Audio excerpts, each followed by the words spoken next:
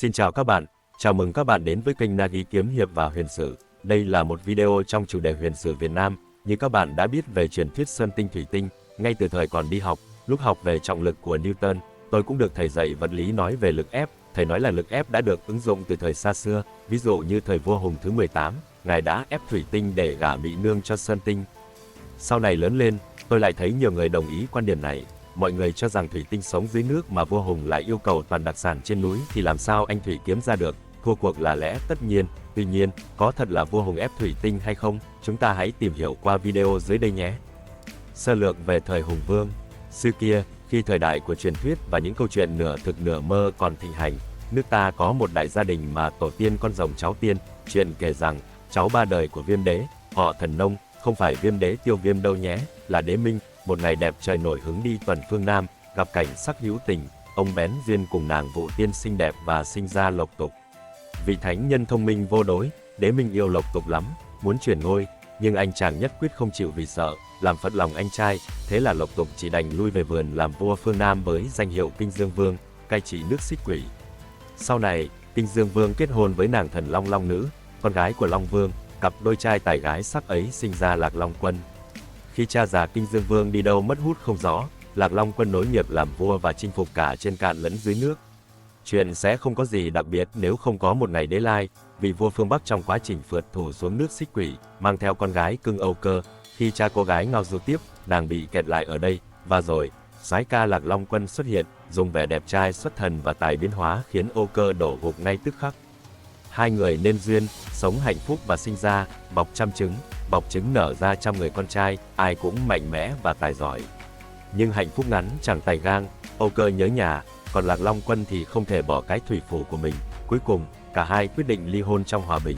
Lạc Long Quân dẫn 50 con trai xuống nước, còn Âu Cơ mang 50 người con lên núi, tuy xa nhau nhưng đôi bên cam kết. Có gì cần thì gọi nhau, chớ có bỏ bê. Con trưởng của Âu Cơ được tôn lên làm vua, lấy hiệu là Hùng Vương, mở ra triều đại Văn Lang huyền thoại, và thế là nước Văn Lang ra đời, với kinh đô đặt tại Phong Châu, nơi khai sinh huyền thoại đầu tiên của dân tộc. Cũng chính vì vậy mà người Việt Nam hiện nay hay gọi nhau là đồng bào, nghĩa là sinh ra cùng một bọc hay là cùng một bào thai và chỉ anh em ruột thịt cùng cha cùng mẹ.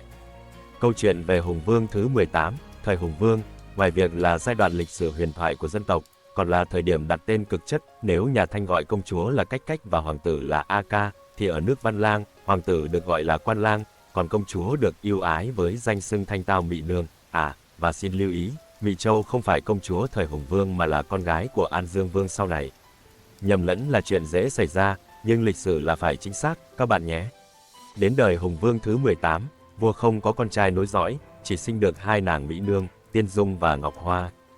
Công chúa Tiên Dung và Trừ Đồng Tử. Chuyện tình của công chúa Tiên Dung và Trừ Đồng Tử là một trong những huyền thoại lãng mạn nhất trong lịch sử Việt Nam, đồng thời cũng là minh chứng rằng tình yêu có thể vượt qua mọi ranh giới, từ giai cấp, hoàn cảnh đến địa vị. Tiên Dung là con gái của Hùng Vương thứ 18, một nàng công chúa không chỉ xinh đẹp mà còn đặc biệt yêu thích tự do và khám phá.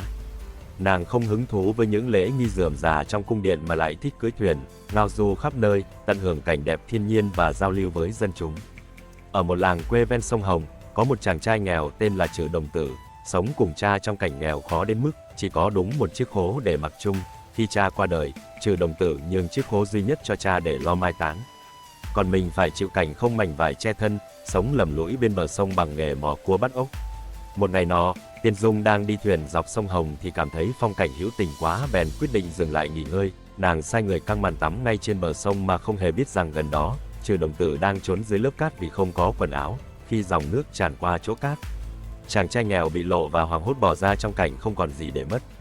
Tiên Dung ban đầu cũng bất ngờ, nhưng khi nghe câu chuyện của Trừ Đồng Tử, nàng không hề giận dữ mà còn cảm thông sâu sắc. Câu chuyện kỳ lạ này lại trở thành khởi đầu cho một mối tình lãng mạn, vượt qua mọi rào cản của thân phận và địa vị. Tiên Dung quyết định rằng, ta với chàng đã gặp nhau trong duyên kỳ ngộ, vậy hãy lấy nhau. Sau khi kết hôn, Tiên Dung và Trừ Đồng Tử không ở lại hoàng cung mà cùng nhau phiêu bạt khắp nơi, làm ăn và tìm kiếm tri thức. Trong một lần gặp gỡ một vị đạo sĩ, Trừ Đồng Tử học được nhiều điều huyền bí về phép thuật và cách sống thuận theo tự nhiên.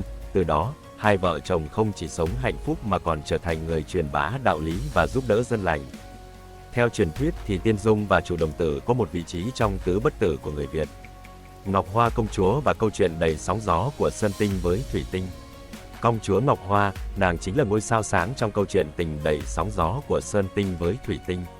Công chúa Ngọc Hoa được miêu tả đẹp như đóa hoa mới nở, dịu dàng như áng mây đầu núi, khiến ai gặp cũng phải đổ nữ đử, là người cha tự hào nhưng khó tính. Vua Hùng quyết định phải kén cho nàng một chàng rể vừa đẹp trai vừa đa năng, nói cách khác là chàng rể 10 phần 10. Rồi một ngày đẹp trời, không phải một mà tới tận 2 ứng viên nặng ký xuất hiện. Đầu tiên là Sơn Tinh, thần núi, người nổi tiếng với khả năng rời non lấp bể như chơi xếp hình. Tiếp theo là Thủy Tinh, thần biển cả, chuyên hô mưa gọi gió, với sở thích chơi lớn bằng cách dâng nước. Cả hai đều tài giỏi đến mức khiến vua Hùng phải đau đầu, lựa chọn nào cũng được, nhưng cũng khó. Vậy ai sẽ là người chiến thắng để rước Mị Nương về dinh? Câu chuyện vẫn tiếp tục, và mỗi lần nhắc lại, lịch sử lại như sống động hơn với những bài học ý nghĩa, lẫn những nụ cười hóm hình. Sau một hồi suy nghĩ, vua quyết định chơi khó. Ngày mai, ai mang đủ sính lễ gồm 100 ván cơm nếp, 100 nẹp bánh chưng, voi 9 ngà, gà 9 cựa, ngựa 9 hồng mao. Mỗi thứ một đôi, đến trước thì ta sẽ gả Mị Nương cho. Nghe xong, cả Sơn Tinh và Thủy Tinh đều lập tức bật chế độ thần tốc. Sáng hôm sau, Sơn Tinh bật mốt shipper, đến sớm với đầy đủ sính lễ và rước Mị Nương về núi. Còn Thủy Tinh, dù cũng nhanh nhưng vẫn dính cảnh hụt deadline, cay cú, thần tức giận hô mưa gọi gió, quyết định dâng nước lũ để cướp lại nàng. Phong Châu bỗng chốc biến thành một đại dương mini. Cá mú bơi tung tăng ngay giữa sân đình, nhưng Sơn Tinh cũng chẳng vừa, thần dựng núi, đắp đồi, thách thức mọi cơn lũ, hai bên giao tranh dữ dội, khiến vùng núi Tản Viên và sông Đà trở thành chiến trường kinh điển, cây cối đổ rạp, đá bay tung tóe, cá tôm văng lên cả bờ sông. Cuối cùng, sau hàng loạt combat, Thủy Tinh thua cuộc và phải rút về biển với nỗi hận sâu như đại dương. Từ đó, mỗi năm đến mùa mưa, Thủy Tinh lại comeback, quyết phục thù, nhưng lần nào cũng bị Sơn Tinh solo kill không trượt phát nào. Câu chuyện này không chỉ giải thích hiện tượng lũ lụt ở đồng bằng Bắc Bộ, mà còn là bài học nhớ đời về việc đến sớm thì được việc, đến muộn thì mất cả vợ lẫn uy tín. Hùng Vương có ép Thủy Tinh. Câu chuyện Sơn Tinh và Thủy Tinh chắc hẳn ai cũng thuộc lòng, nhưng chính từ đây mà bao người truyền tai nhau rằng Hùng Vương thiên vị Sơn Tinh, ép Thủy Tinh, chỉ vì sính lễ vua yêu cầu bao gồm những thứ như voi 9 ngà, gà 9 cựa, ngựa 9 hồng mao, toàn đặc sản miền núi. Nghe qua thì đúng là Sơn Tinh chỉ cần chạy ra sau vườn tìm vài vòng là có, còn Thủy Tinh thì chẳng biết mò đâu giữa mênh mông sóng nước. Thành ra đến trễ, nhưng khoan đã, liệu có thật vua Hùng cố tình chơi ép Thủy Tinh? Để trả lời, chúng ta cần quay lại truyền thuyết nguồn gốc của các vua Hùng. Theo đó, 50 người con theo mẹ Âu Cơ lên núi, lập nước Văn Lang, con cả lên làm vua, lấy hiệu Hùng Vương.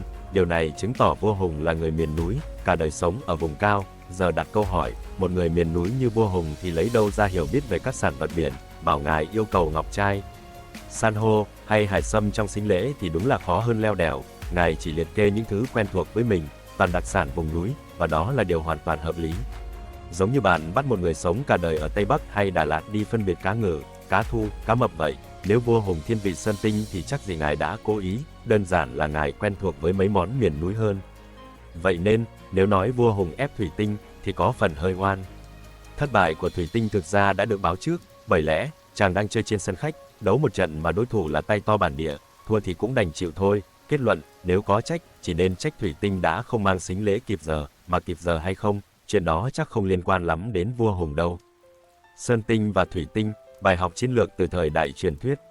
Tóm lại, câu chuyện Sơn Tinh và Thủy Tinh không chỉ là bài học lịch sử mà còn là case study kinh điển về quản lý thời gian và lựa chọn chiến lược. Nếu nhìn nhận công bằng, vua Hùng không phải trọng bên này, ép bên kia, mà đơn giản là làm theo kiến thức thực tế của người miền núi.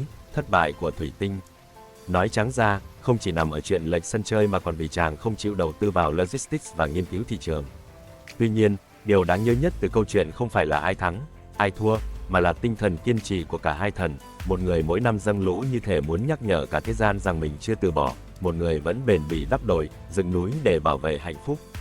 Và cuối cùng, đây cũng là minh chứng rằng thời Hùng Vương, tổ tiên chúng ta đã biết chơi lớn và để lại những bài học vừa sâu sắc vừa hài hước về cuộc sống và tình yêu. Nếu bạn đam mê những câu chuyện lịch sử ý nghĩa và đầy cảm hứng, đừng quên nhấn like, chia sẻ và đăng ký kênh để cùng tôi khám phá thêm nhiều bài học quý giá từ quá khứ. Cảm ơn bạn đã dành thời gian theo dõi, và hẹn gặp lại trong video tiếp theo. Chúc bạn một ngày tràn đầy năng lượng và tự hào dân tộc.